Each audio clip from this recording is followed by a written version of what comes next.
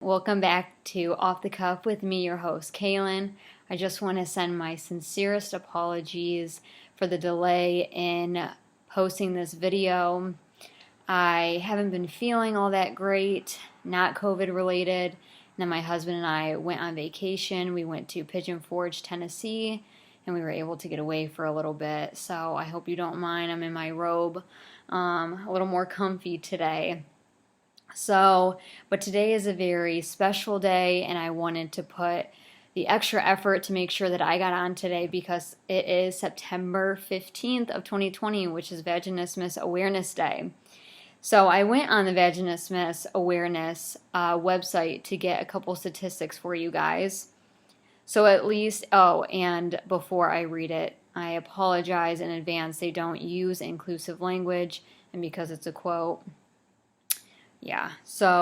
at least 2 in 1,000 women experience vaginismus once in their life. Now, I still have to take that number with a grain of salt just because so many people don't openly talk about it, and there's still a lot of stigma around it. But that is the statistic it gave. Approximately 10% of adult women have experienced painful intercourse in the last 6 months. And 53% of clinical vaginismus patients are married, which I found very interesting. I was obviously married too, and still am. And I just want to put out that, you are worthy of love, and you are worthy of proper treatment, and you deserve to be met with compassion when going and reaching out to doctors. It doesn't mean that you always will be. A lot of times you won't be, but hopefully doing videos like this and people being more open and forthcoming, we are one day might be able to be met with compassion and understanding all the time. And you are stronger than what you know. And the journey of conquering vaginismus shows you a lot about your strength, and you will learn so much about yourself. And, do something positive today. Whether you haven't started but really want to get started on conquering it, start today.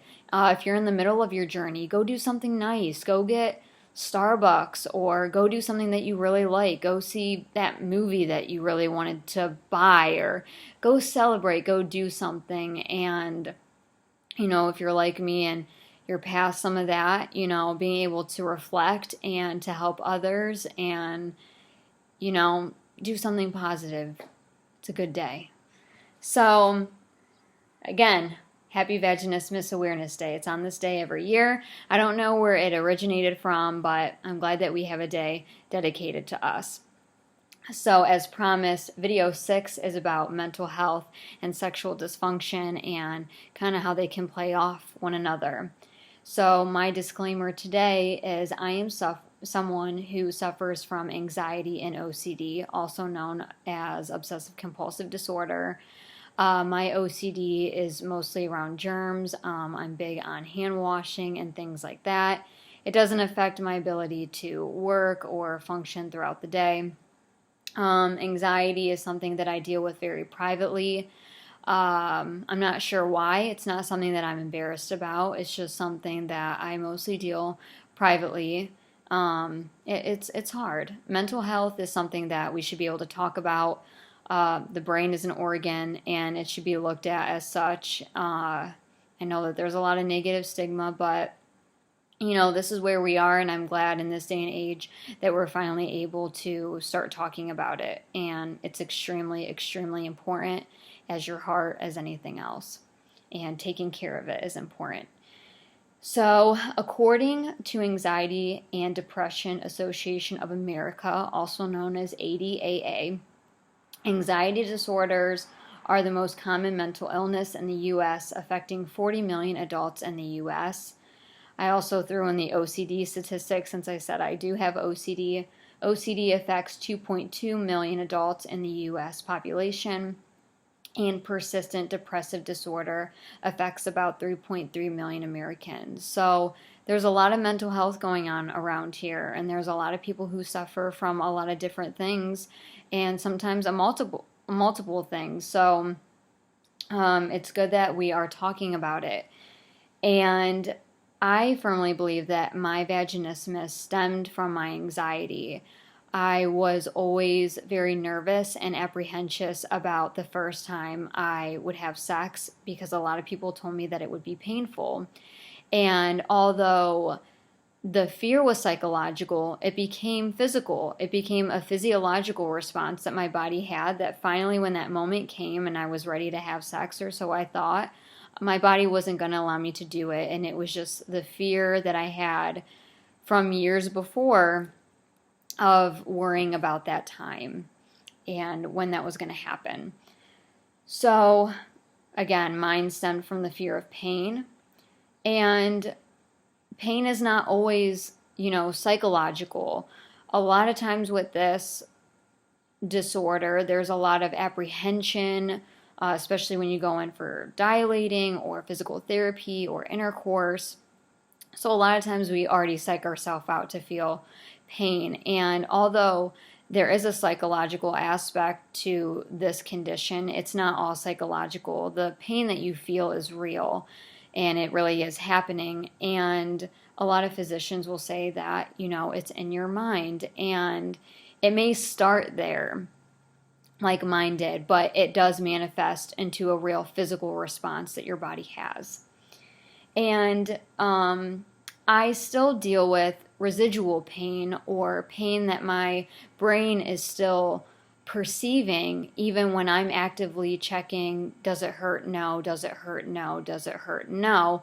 Sometimes my brain will still be telling me that it's painful when it's not. And I had lunch with a friend, or breakfast rather, and she had just gotten her endometriosis removed, and she was telling me that her physician was telling her that a lot of times with conditions, it takes a lot longer for the mental state, your brain, to catch up to where the physical is. So she had just gotten her endometriosis removed, and a lot of people will still feel pain when their endometriosis is gone. And it's, your brain is still perceiving that. It's still, your brain hasn't learned yet that the endometriosis is no longer there. And I think that goes the same with, vaginismus, is that I'm not having the spasm anymore, but my brain is still perceiving that pain as the same, even though my pelvic floor state is completely relaxed. So although endometriosis and vaginismus are not the same, there's a lot of overlap in between. And so I learned about a condition called central pain syndrome. And it's a neurological disorder caused by damage to the sensory pathways of the central nervous system. Common symptoms include pain and loss of sensation, usually in the face, arms, and or legs. Pain is often constant but can be intermittent and can be mild, moderate, or severe in intensity. And it affects affected individuals may become hypersensitive to painful stimuli. Now, I'm not saying that, with female sexual dysfunction or pelvic floor dysfunction that, our pathways are messed up. It's just that the pain your brain may be perceiving things incorrectly because it's been so used to receiving that type of information for so long. And I think that that is true because I had a OBGYN that wanted to put me on antidepressants because it would mute those neuroreceptors in the brain, and I would no longer perceive pain. My brain would no longer be getting those signals to tell me physically that that's what I was experiencing. I obviously opted not to get on antidepressants just because I was pretty hell-bent on wanting to work with my body as is and not wanting to alter my state of mind. Now, I realize that that option may work for others, and that's great. I'm not someone who is medicated for anxiety or OCD, mainly because I'm stubborn. But certainly there are people that have had great benefits from taking medication, and it's definitely not a one-size-fits-all kind of thing, and it's what works for you. And it's funny that it just, with that condition, the central pain syndrome, is that you become hypersensitive to painful stimuli, and over time, pain is considered, or sex is considered painful stimuli. So we're hypersensitive to any time that someone's down there, even if it's not sexual by any means, whether it's getting a pap smear or a doctor, having to physically check you. We're hypersensitive to anything down there because all we have perceived from things being touched down there is pain. So, mental health is a big deal and it's a very sensitive topic. And I've seen even on the support group and people actually having suicidal thoughts and in some cases, and that's, when you have a condition like this, it takes away some of the quality of life when you're not able to get, cervical screenings to make sure that you're healthy, or, not being able to have penetrative intercourse with your partner. It does affect the quality of life. But I want you to know that, when people have these thoughts, that you're not alone and there is help, and there's a really good success rate when it comes to this. You just have to be willing to put in the work. So anxiety, has affected my intimate life. There have been times when, my husband and I are getting intimate and I will have a full-fledged panic attack or anxiety, or I'm super apprehensive, especially if it's been a second since we've been intimate, because I'm always worried about regression, which I think is natural for some time. And my tips for that, when you're feeling anxious, even if it's like right before a pap smear, it's something non-sexual, breathing has helped a lot. Just breathing in and breathing it out and letting my whole body go limp, laying down, just completely allowing your body to completely and totally relax, letting go of all that tension. Taking things slow, even asking your doctor to go slow, for them to stop if you tell them, hold on, I just need a second to breathe. That's how I got through my first pap smear when I wasn't under anesthesia. My first successful pap smear after being cured, there was a couple times I told her, hold on, take a break, I just have to breathe, get in control of that pelvic floor and relax it. And pelvic floor physical therapy teaches you a lot about relaxation and breathing, and you do gain control over that over time. And sometimes it's just, if you're being intimate with your partner, sometimes it's just leaving the room, getting a glass of water, breathing, and coming back with a fresh mind, more relaxed, more prepared, and just being able to take a second for yourself. My next video will be on my relationships, dating, and marriage. I am not going to give out any date. I'm going to try to do once a week like I was before. I want to try to stay on track. This video and this channel is extremely important to me.